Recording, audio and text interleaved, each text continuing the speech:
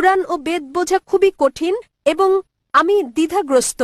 কোন ধর্মগ্রন্থটি ঈশ্বরকে পাওয়ার জন্য আমার জন্য অধিক গুরুত্বপূর্ণ? আমি ঈশ্বরের উপাসনার কথা বোঝাতে বোন, আপনি চাইছি। কি শুনেছেন আমার লেকচার ইসলাম ও হিন্দু ধর্মের মধ্যে সাদৃশ্য নিয়ে?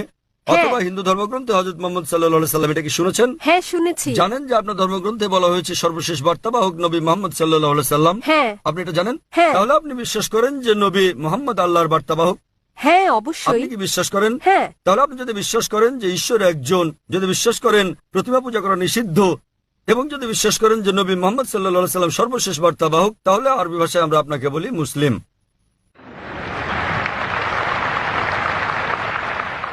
বোন, আপনি কি এক ঈশ্বরে বিশ্বাস করেন? হ্যাঁ, আমি এক ঈশ্বরে বিশ্বাস করেন করি। প্রতিমা পূজা নিষিদ্ধ? হ্যাঁ। আপনি কি বিশ্বাস করেন ঈশ্বরের কোনো আকৃতি নেই? হ্যাঁ। কেউ বিশ্বাস করেন যে মুহাম্মদ সাল্লাল্লাহু আলাইহি সাল্লাম ঈশ্বরের বার্তাবাহক। সুতরাং যতটা আপনি অগ্রসর হয়েছেন, বেশি দূর না গেলেও এটা বিশ্বাস করেছেন যে আল্লাহ ছাড়া কোনো উপাস্য নেই এবং নবী মুহাম্মদ তার বার্তাবাহক, একথা স্বীকার করে পরোক্ষভাবে আপনি মুসলিম হয়ে গেছেন। মুসলিম মানে যে নিজেকে আল্লাহর কাছে সমর্পণ করে। আপনি নিজেকে সমর্পণ করেছেন? জানি পরোক্ষভাবে আমি একজন মুসলমান। যদি বেদ ও হ্যাঁ। কুরআন একই কথা বলে থাকে তাহলে আমি আপনি পরোক্ষ হলেও কোনো সমস্যা নেই।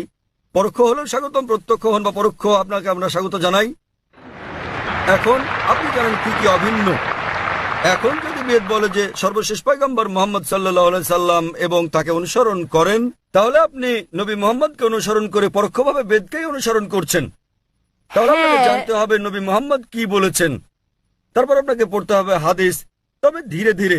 তা আপনি এখন নার্সারিতে, তারপর জুনিয়র কেজি, তারপর সিনিয়র কেজি, তারপর প্রথম শ্রেণী, এভাবে দশম শ্রেণীতে উঠবেন। কিন্তু আপনি ভর্তি হয়েছেন কিনা